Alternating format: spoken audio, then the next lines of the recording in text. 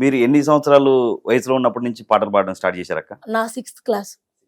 నాకు 9 ఇయర్స్ ఉన్నాయి అప్పుడు. అప్పటి నుంచి స్టార్ట్ పెట్టిన. అంతకంటే ముందు నుంచే పాట పాడుతున్నా.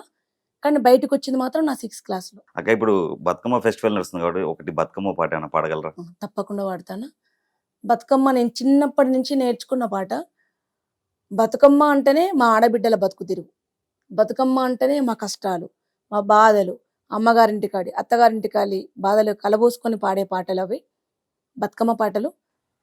ఇద్దరక్క చెల్లెల్ల ఉయ్యాలో ఒక్కూరికిచ్చనే ఉయ్యాలో, ఇద్దరక్క చెల్లెల్ల ఉయ్యాలో ఒక్కూరికిచ్చనే ఉయ్యాల, ఒక్కడే మాయన్న ఉయ్యాలో వచ్చన్న బోడాయ ఉయ్యాలో, ఒక్కడే మాయన్న ఉయ్యాలో వచ్చన్న బోడాయ ఉయ్యాలో, ఎట్లద్దు చెల్లెల ఉయ్యాలో ఏ రాడ్డమాయ ఉయ్యాలో, ఎట్లద్దు చెల్లెల ఉయ్యాలో ఏ రాడ్డమాయ ఉయ్యాలో, ఏరుపు ఎంపలు ఉయ్యాలో తోట అడ్డమాయ ఉయ్యాలో, ఏరుపు ఎంపలు ఉయ్యాలో తోటలడ్డమాయ ఉయ్యాలో, తోటలకు 90 ఉయ్యాలో తలుపులడ్డమాయ ఉయ్యాలో, తోటలకు 90 ఉయ్యాలో తలుపులడ్డమాయ ఉయ్యాలో, తలుపులకు తాళాలు ఉయ్యాలో ఎండి శీలాలయ ఉయ్యాలో, తలుపులకు తాళాలు ఉయ్యాలో ఎండి శీలాలయ ఉయ్యాలో, ఎండి శీలల కింద ఉయ్యాలో ఎలపాద్రి చెట్టు ఉయ్యాలో, ఎండి శీలల కింద ఉయ్యాలో ఎలపాద్రి చెట్టు ఉయ్యాలో, ఎలపాద్రి చెట్టుకు ఉయ్యాలో ఏడే కాయలు ఉయ్యాలో, ఎలపాద్రి చెట్టుకు ఉయ్యాలో ఏడే కాయలు ఉయ్యాలో, కాసనే ఆ చెట్టు ఉయ్యాలో 7 కాయల పత్తి ఉయ్యాలో, కాసనే ఆ చెట్టు ఉయ్యాలో 7 కాయల పత్తి ఉయ్యాలో, కాసనే ఆ చెట్టు ఉయ్యాలో 7 కాయల పత్తి ఉయ్యాలో, కాసనే ఆ చెట్టు ఉయ్యాలో 7 కాయల పత్తి ఉయ్యాలో, పూసనే ఆ పువ్వు ఉయ్యాలో 7 కాయల పూత ఉయ్యాలో, పూసనే ఆ పువ్వు ఉయ్యాలో 7 కాయల పూత ఉయ్యాలో, ఇద్దరక్క చెల్లెళ్ళను ఉయ్యాలో ఒక్కూరికిచ్చనే ఉయ్యాలో, ఇద్దరక్క చెల్లెళ్ళ ఉయ్యాలో ఒక్కూరికిచ్చనే ఉయ్యాలో, ఒక్కడే మాయన్న ఉయ్యాలో వచ్చన్న బోడాయే ఉయ్యాలో, ఒక్కడే మాయన్న ఉయ్యాలో వచ్చన్న బోడాయే ఉయ్యాలో.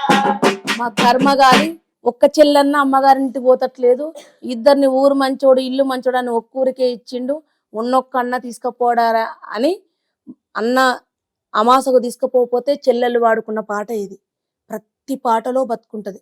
తెలంగాణలో ఉన్న పాట జానపదం కానివ్వండి, తెలంగాణ ఉద్యమం కానివ్వండి, నక్సలైట్ చరిత్ర కానీ ఎక్కడైనా సరే ప్రతి పాటలో బతుకు తెరువు ఉంటుంది, బతుకు కోసం జరిపే పోరాటం ఉంటుంది, దానికి ఒక ప్రత్యామ్నాయ మార్గం ఎంచుకునే పాట ఉంటుంది తప్ప ఎంజాయ్కో ఎంకరేజ్మెంట్కో ఆడపిల్లలను సగం సగం చూపిస్తేందుకు మన తెలంగాణ రాష్ట్రంలో ఏ పాట ఉండదు, తెలుగు రాష్ట్రాల్లో ఏ పాట ఉండదు. అంత గొప్ప చరిత్ర ఉన్న తెలంగాణ మనది. బతుకమ్మ ఫెస్టివల్ మీరు ఎలా చేస్తారక్క? నాకు చాలా ఇష్టం. నేను నక్సలైట్ పాటలో ఉండి కూడా బతుకమ్మ వేరుస్తాం. ఎందుకంటే దొరల గడిలో సాకలైలమ్మ నుంచి మొదలుకుంటే నిజాం రాజుల నుంచి దొరల గడిల్లో వాళ్ళు సంతోషాన్ని పంచుకోవడానికి యాక్చువల్లీ బతుకమ్మ దళితులది, మాల మాదిగా అణగారిన బిడ్డలది ఆ బతుకమ్మ. వీళ్ళు బతుకమ్మ పేర్చుకొని ఆడుతుంటే ఐకాస్ట్ వాళ్ళు ఎవరైతే ఉన్నారో ఆ బతుకమ్మను చూసి ఆడుతుంటే ఓర్వలేని వాళ్ళు ఊరంతా దళిత బిడ్డలు ఊర్లో బతుకమ్మ ఆడుతుంటే, ఆ మాదిగలవాడల మాల వాళ్ళ బతుకమ్మ ఆడుతుంటే, లేకపోతే ఆ బొడ్రాయి దగ్గర బతుకమ్మ ఆడుతుంటే వాళ్ళు చూడలేకపోయినరు. చూడలేకపోయి వాళ్ళని ఎప్పుడు మూతికి ముంత ఏమి వీపుకు పొరకగట్టి ఊరంతా ఊకిచ్చిన వాళ్ళు బతుకమ్మ ఆడిన రోజు మాత్రం ఊరి సబ్బండ కులాలు వచ్చి వాళ్ళ పాట చూస్తుండే. ఇప్పటికి కూడా ఆశ్చర్యం, మనం అందరం ఆశ్చర్యం ఏంటంటే అన్ని కులాలు బోనాలు చేసుకుంటా. నాకు ఏ కులాల మీద వ్యతిరేకత లేదండి, నేను చరిత్ర మాత్రమే చెప్తున్నా. అన్ని కులాలు బోనాలు చేసుకుంటాయి, కానీ మాల మాదిగ దళిత బిడ్డలు బోనాలు చేసుకుంటే ఎంత వినసొంపుకుంటుందో, ఎంత బాగుంటుందో. ఊరంతా పాటలు పాడుకుంటూ పోతే మిగతా కులాలన్నీ బోనాలు పెట్టుకొని వచ్చి ఇలా బోనాలు చూస్తుంది ఇంటి ముందు నిలబడతారు. వాళ్ళ బోనాలకి ఏముండదు, డబ్బు చప్పులు తప్ప. అట్లా బతుకమ్మ కూడా అంత సాంప్రదాయబద్ధంగా తీసుకుపోయి వాళ్ళ బతుకమ్మ ఆడేటోళ్ళు. ఆడినప్పుడు వాళ్ళకు తినడానికి తిండి లేనప్పుడు, వాళ్ళు బతకడానికి ప్రాబ్లం ఉన్నప్పుడు, భూములు అవన్నీ లేని బిడ్డలు కదా వాళ్ళు, అణగారిన బిడ్డలు. ఆ బతుకమ్మ వాళ్ళకు లేనప్పుడు ఏం చేసిండ్రంటే, అరే మీకు ఈ భూమి ఇస్తాం, మీకు ఈ జీతగాని పని ఇస్తాం, మీకు ఈ గాసానికి ఇస్తాం, పండక్కి ఇది ఇస్తాం, మీరు ఇప్పటి నుంచి బతుకమ్మ ఆడొద్దు, ఆ బతుకమ్మ మాకు ఇచ్చేసేయండి. ఇది తప్పో ఒప్పో నాకు తెలియదు, నేను విన్నది చెప్తున్నా. ఇది ఒకవేళ తప్పైతే తప్పనండి నేను స్వీకరిస్తా, ఒకవేళ నిజమైతే ఇదే చరిత్ర నిజమైతే ఖచ్చితంగా మనం అందరూ చెప్పాల్సిన అవసరం ఉన్నది. ఎందుకు అంటే బతుకమ్మకు దూరమైన దళిత గూడాలు దళిత బిడ్డలు ఉన్నారు.